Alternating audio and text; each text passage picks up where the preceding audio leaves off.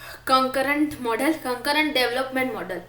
Concurrent model में जो भी सॉफ्टवेयर प्रोसेस फ्रेमवर्क की एक्टिविटीज थी, communication, planning, modelling, construction and deployment, वो सारी प्रोसेस एक एक्टिविटी के तौर पे डिवाइड हो जाती है। लेट्स सी, वो है एक्टिविटीज है जिसमें under deployment, under review, awaiting change, under revision, baseline, done, ये सारी एक्टिविटीज में कन्वर्ट हो जाती है।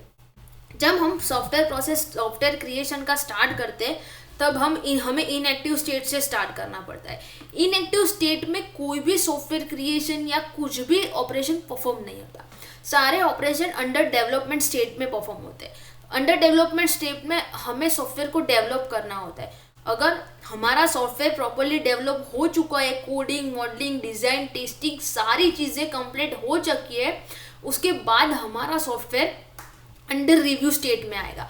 अंडर रिव्यू स्टेट में हमें कस्टमर से साथ फीडबैक लेना है। अगर कस्टमर को सॉफ्टवेयर से कोई प्रॉब्लम नहीं है, कस्टमर की सारी सॉफ्टवेयर रिक्वायरमेंट फुलफिल हो रही है, तो वो अंडर रिव्यू स्टेट से बेस लाइन में जाएगा। बेस लाइन में जाके हमें एसआरसी डॉक्यूमेंट चेक करना है, एसआरएस डॉक्यूमेंट चेक करना है, जो जिसका फुल फॉर्म होता है सॉफ्टवेयर रिक्वायरमेंट स्पेसिफिकेशन।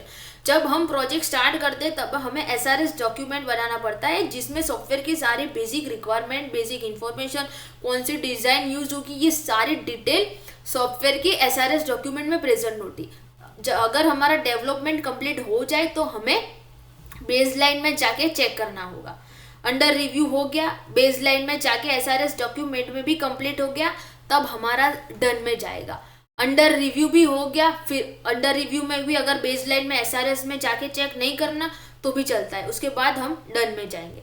डन में जाके यहाँ पे हमें कस्टमर के फीडबैक लेना पड़ेगा। अगर कस्टमर की सारी सॉफ्टवेयर रिक्वायरमेंट फुलफिल हो रही है तो हम प्रोजेक्ट को या सॉफ्टवेयर को डिप्लॉय कर सकते हैं, मीन्स के कस्टमर को डिलीवर कर सकते हैं। अगर कस्टमर की कोई रिक्वायरमेंट फुलफिल नहीं हो रही है तो वो फिर से अवेटिंग चेंजेस में जाएगा।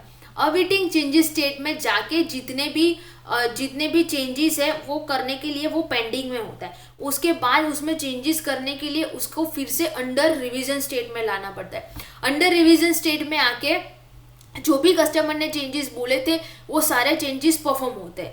उसके बाद उसे फिर से अंडर रिव्यू स्टेट में जाना पड़ता है और वहाँ पे भी वो अप्रूव हो गया तो फिर से वो डन और बेसलाइन में जाता है। अगर अंडर डेवलपमेंट टाइम पे अगर सॉफ्टवेयर का काम बाकी है, सॉफ्टवेयर की रिक्वायरमेंट फुलफिल नहीं हुई है, तो वो अंडर डेवलपमेंट से फिर से अवेटिंग चेंजेस में आएगा, फिर से अंडर रिवीजन, अंडर रिव्यू। ये साइकिल तब तक घूमती रहेगी जब तक कस्टमर की सारी सॉफ्टवेयर रिक्वायरमेंट फुलफिल ना हो जाए। यहाँ पे भी उसका यही थियोरी एक्सप्लेनेशन है।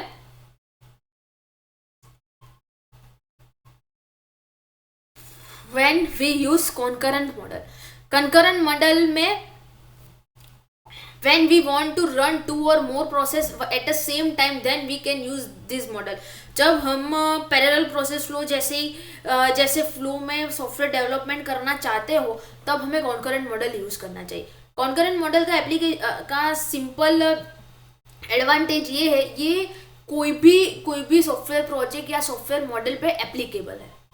और इसका डिसएडवांटेज ये है कि जब हम ये कॉन्करेंट मॉडल से प्रोजेक्ट क्रिएट करते तो हम समटाइम हम lake of confidence lake of communication जैसी सिचुएशन बन जाती है, क्योंकि सारे टीम मेंबर अलग अलग काम कर रहे होते, इसीलिए टीम के बीच में समटाइम कम्युनिकेशन बैठता नहीं है, इसीलिए।